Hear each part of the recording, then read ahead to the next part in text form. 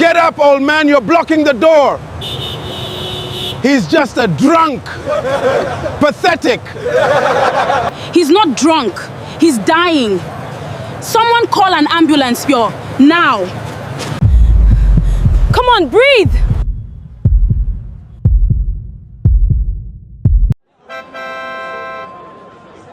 Three hours earlier, Amara sat across from the hospital board in a conference room that smelled like old coffee and cologne, the kind of room where decisions were finalized long before the person affected by them was ever invited in.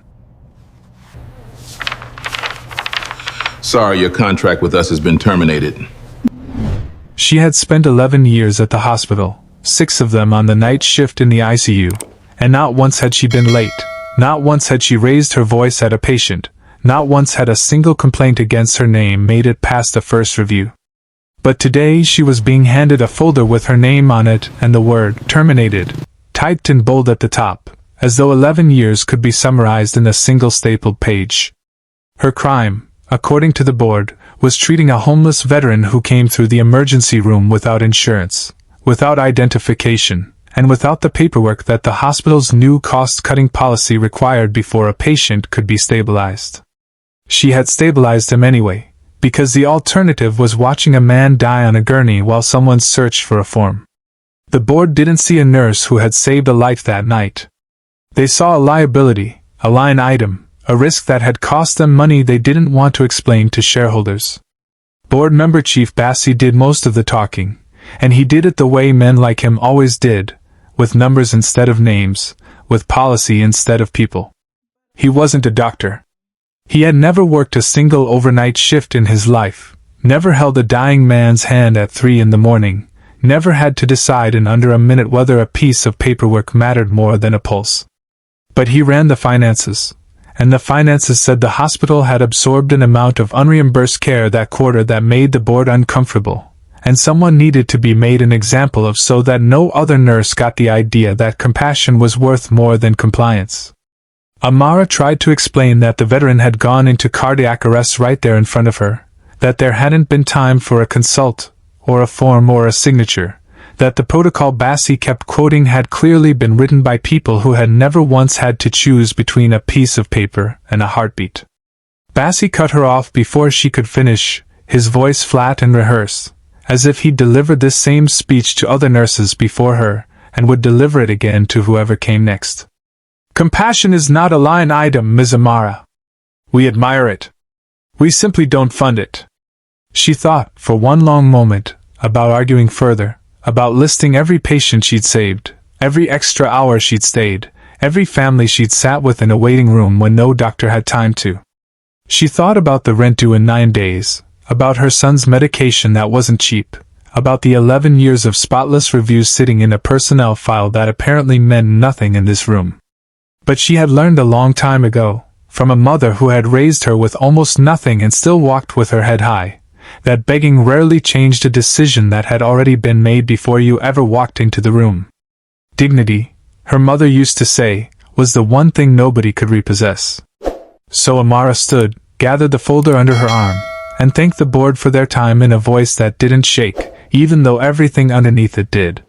She had 11 years, a good name, and nothing else to show for either, and she wasn't going to let this room take the one thing that was actually still hers. Walking out through the lobby, past the nurse's station where 2 of her closest coworkers suddenly found their charts fascinating rather than meet her eyes, she felt the particular kind of silence that settles after something ends. Not grief yet, just a held breath waiting to be released. She pushed through the revolving glass doors into a gray Lagos afternoon, the noise of traffic and market vendors and Okada horns rushing back and around her like the outside world hadn't paused for what had just happened inside. Her badge sat deactivated in her pocket, a small plastic rectangle that an hour ago had meant something and now meant nothing at all. She thought about calling her sister, about how she'd explain this, about whether she'd cry on the bus or wait until she was home behind a locked door where no one could see her do it. 11 years reduced to a manila folder tucked under one arm, and a walk home she hadn't planned to be taking in the middle of a Tuesday afternoon. She was 3 blocks from the bus stop, still replaying the meeting in her head, the folder, Bassi's flat voice, the word, terminated, in bold, when she heard the shouting up ahead.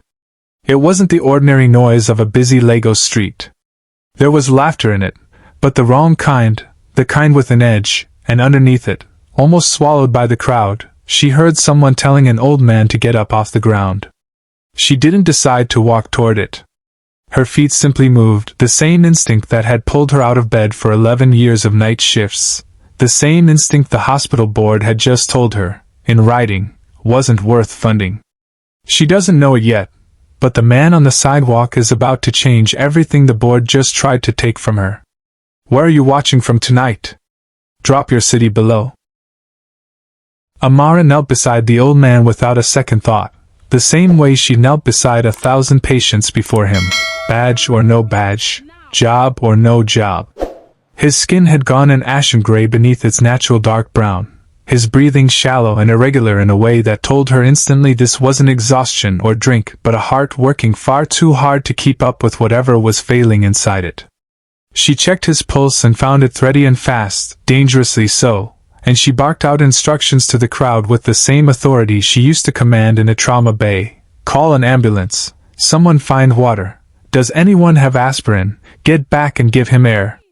A few people, shamed into usefulness by a woman who clearly knew exactly what she was doing, finally started moving instead of filming.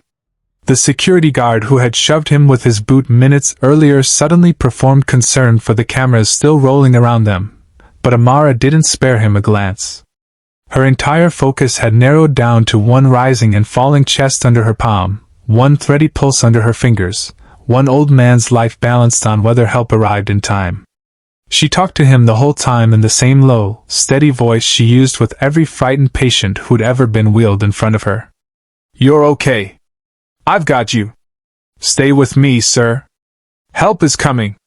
His eyes fluttered open halfway, unfocused at first, drifting somewhere past her shoulder, and then slowly, deliberately, they found her face and sharpened, as though he was fighting through the fog of his own failing body by sheer force of will to actually see her. There was something in that look that unsettled her slightly, not fear, not confusion, but recognition of a kind she couldn't explain, as if he was looking at more than a stranger kneeling over him.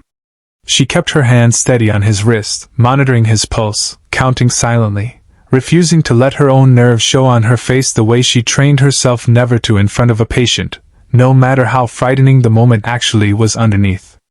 He gripped her wrist then with a strength that startled her, far more than she expected from a man who looked seconds from losing consciousness entirely, and pulled her ear down close to his mouth with what little energy he had left. Don't tell them who you are, he rasped, each word costing him visible effort. And don't tell them who I am either. Before she could even process the strangeness of the request, let alone ask what he meant by it, sirens cut through the noise of the crowd around them, growing louder, and right behind the ambulance a black SUV screeched to the curb hard enough to draw its own separate wave of attention from the onlookers, phones swinging away from the old man to point at the vehicle instead. A man in an expensive charcoal suit was out of the SUV before it had fully stopped moving, shoving past onlookers with a kind of raw panic that cut straight through his obviously composed exterior. Grandpa! He dropped to the ground on the old man's other side, hands hovering uncertainly, clearly unsure where it was safe to touch a body that fragile, clearly a man far more comfortable giving orders in a boardroom than kneeling on a dusty sidewalk. For one strange, suspended moment, the two of them, the CO in the tailored suit and the recently fired nurse in wrinkled pink scrubs, were simply two people trying to keep one old man breathing, with no title or paperwork or hospital hierarchy standing between them at all. Paramedics arrived and took over quickly, loading the old man onto a gurney with practiced efficiency, and as they worked, the young man in the suit turned to Amara with an intensity that made her want to instinctively step back. You did this. You kept him breathing. His eyes moved over her hands, still trembling slightly with leftover adrenaline, and then settled on her face, studying it like he was trying to memorize every detail before she could disappear back into the crowd she'd come from. I need your name, he said, and something about the way he said it made it clear this wasn't simple gratitude. It was the beginning of something neither of them yet understood. The armed guards flanking the SUV straighten as their boss speaks, This isn't just a rich family. This is a family used to being protected from something. Would you have stopped to help too, no matter who was watching? His name was Kelechi, and it took less than a day for Amara to learn exactly who she knelt beside on that sidewalk. He ran Ease Medical Holdings, the parent company that had quietly acquired her hospital 18 months earlier, a fact buried so deep in a corporate press release that nobody at her level had ever thought to read it. He was 34, a former Navy medic before inheriting the company from his father, and the rare kind of CEO who made headlines for buying struggling hospitals in overlooked neighborhoods and keeping them open instead of shutting them down for profit. None of that mattered to Amara nearly as much as the fact that his grandfather, Pa Emeka, was currently stable in the cardiac unit because of the compression she'd performed with her bare hands on a public sidewalk while still holding her own termination letter. Kelechi found her the next morning in the hospital's family lounge, still wearing the same pink scrubs from the day before, refusing to leave until she knew for certain the old man was out of danger. He tried to hand her an envelope thick with cash, awkwardly, like a man who had spent his entire life thanking people in a currency other than gratitude and didn't quite know how to do it any other way. Amara pushed the envelope back toward him without a moment's hesitation. "I don't want your money. I want my job back." She hadn't planned to say it, hadn't intended to admit to this stranger in an expensive suit that she'd been fired the very same afternoon she'd saved his grandfather's life. But exhaustion had worn down whatever pride usually kept her explanations brief and guarded around people like him. Kelechi's expression shifted the moment she said it, confusion first, then something colder and more focused settling in behind his eyes. "Fired? From where?" When she said the name of the hospital, he went very still, the particular stillness of a man rapidly doing math in his head and not liking the answer he was arriving at. He didn't tell her yet that he owned the hospital outright, didn't want to overwhelm her with that information on top of everything else she'd already been through in the last 24 hours. He simply asked her, quietly and carefully, to write down her full name and the name of whoever had signed the letter that had ended 11 years of her career in a single conference room meeting. That same afternoon, without telling Amara what he intended to do, Kelechi walked into a boardroom he technically controlled but almost never visited in person, and asked Chief Bassi to explain, in complete detail, the exact policy that had led to a nurse's termination for saving an uninsured veteran's life.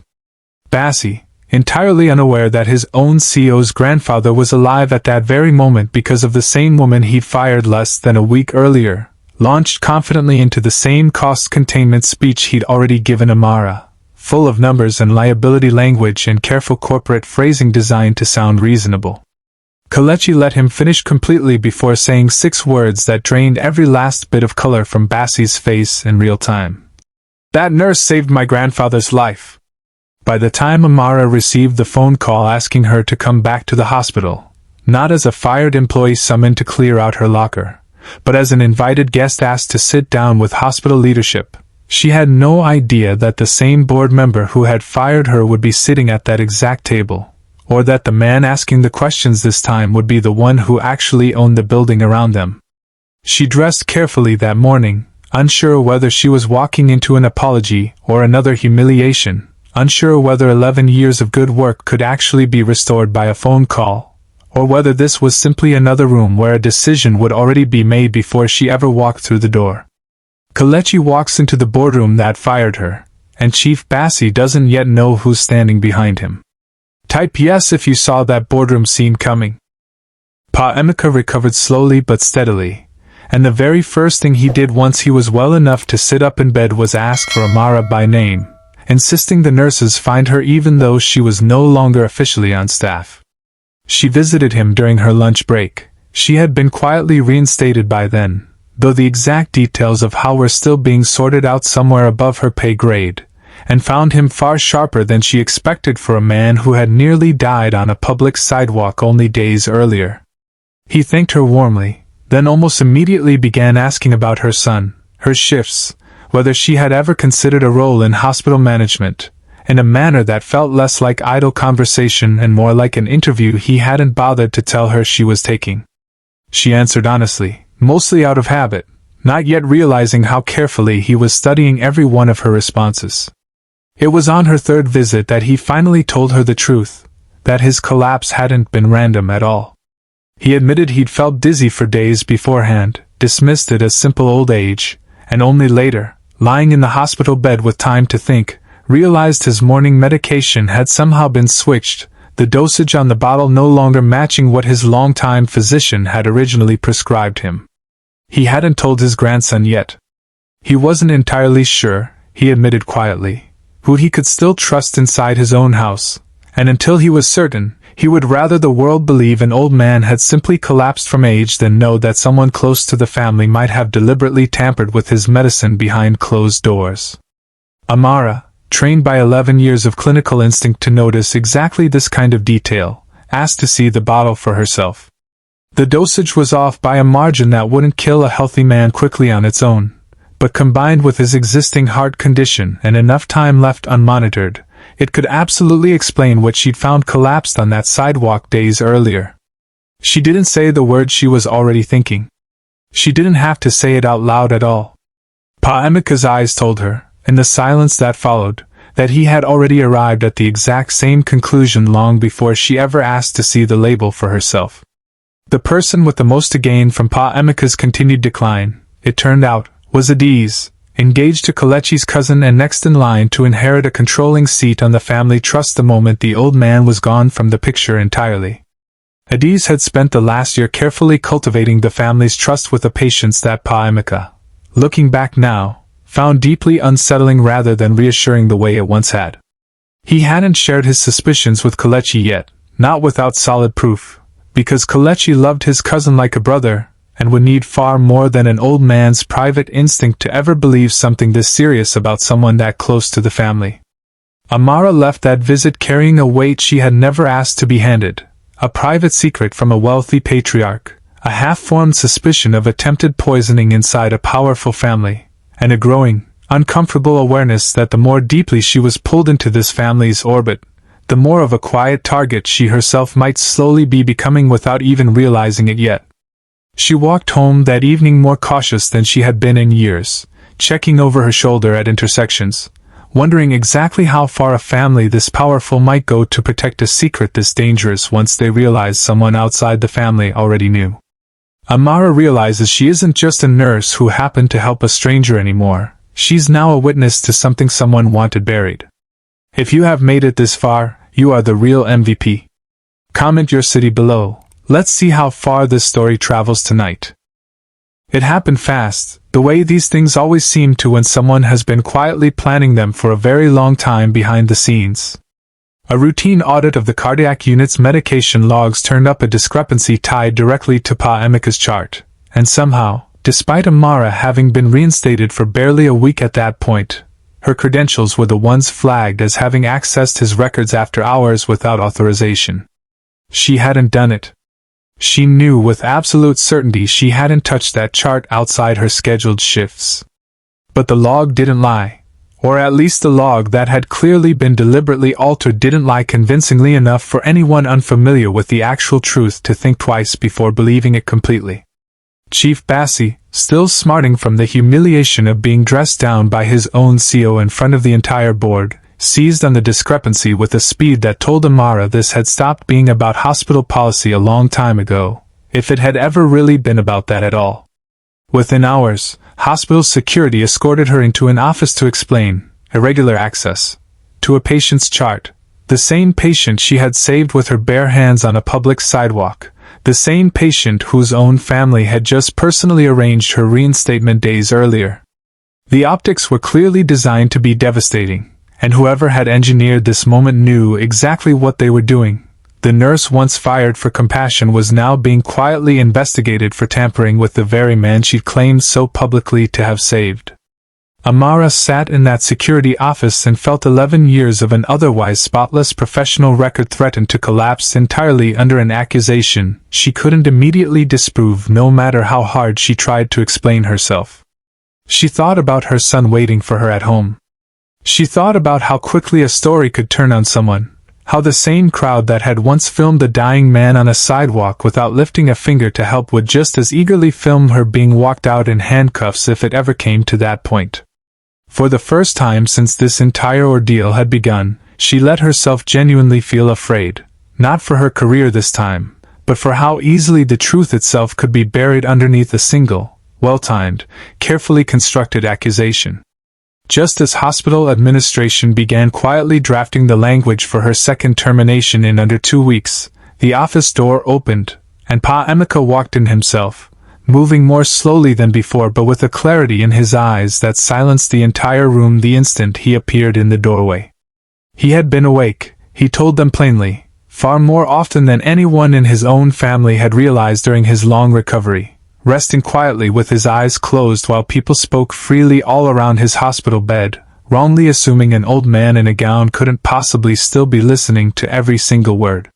He looked directly at Chief Bassi first, then slowly toward the door, where Adiz had just arrived, clearly drawn there by news of the investigation and clearly expecting to watch Amara escorted out in disgrace.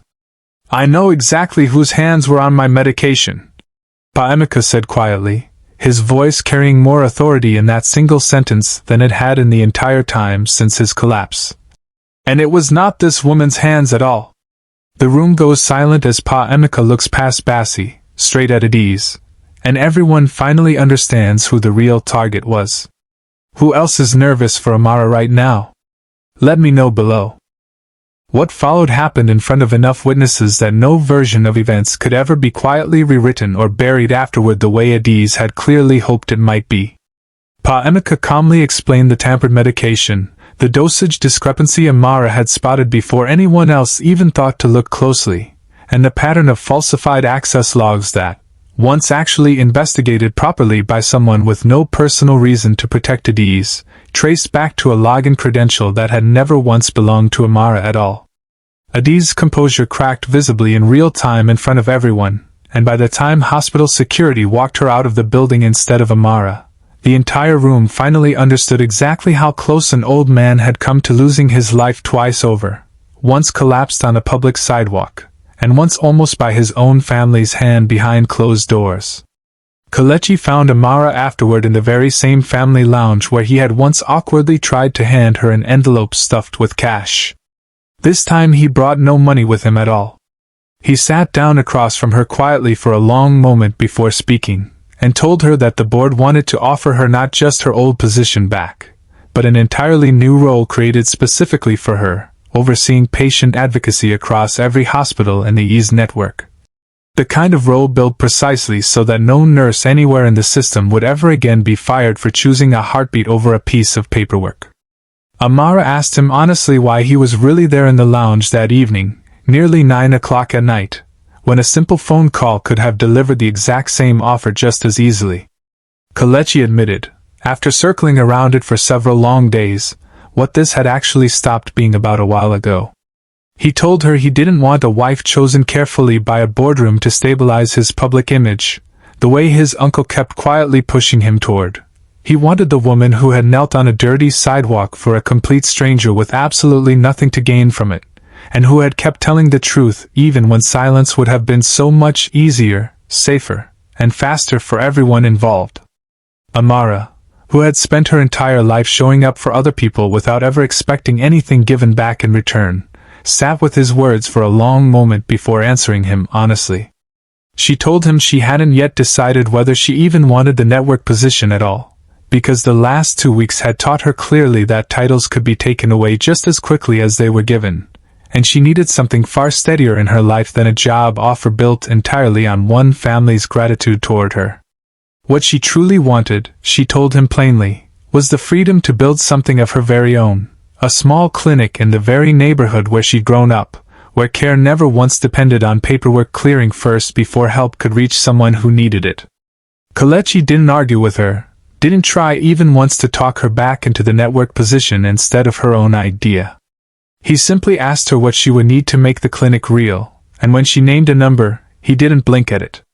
Pa Emeka, watching quietly from the doorway with the particular satisfaction of a man whose instincts had now been proven right twice over, finally said what he had wanted to say since that very first day on the sidewalk, that he hadn't been trying to matchmake his grandson with just any kind woman at all. He had been trying to make absolutely certain Kelechi ended up with someone who would never once mistake power for the same thing as goodness. Retention spikes / ending. Months later, a small clinic opens quietly in Amara's old neighborhood, funded discreetly by Ye's Medical Holdings but run entirely by her, with no boardroom and no forms turning away the people who need help most. Kelechi is there on opening day, not as a CEO, but simply as the man standing beside her. Would you have made the same choice as Amara? Comment below, and don't forget to subscribe for more stories like this.